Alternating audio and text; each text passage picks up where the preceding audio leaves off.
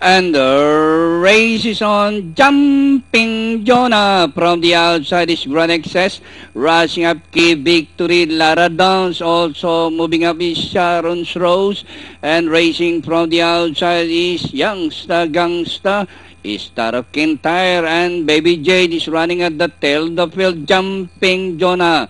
Lara Downs from the outside, and Grand Excess is racing in third by some 5 lengths, rushing up Youngsta Gangsta. Key Victory, number 1, Sharon's Rose, Star of Kintyre rushing up from the outside, and Baby Jade. Rounding the far turn, Jumping Jonah, this time by some 2 lengths, Lara Downs, Youngsta Gangsta, and moving up Grand Excess, Star of Kintyre, and running down on the inside is Key Victory. As they race the final corner, Lara Downs by the rail, and on the outside, Jumping Jonah, Key Victory. Down on the inside is Youngsta Gangsta, Grand Excess, Star of Kintyre, and Baby Jade.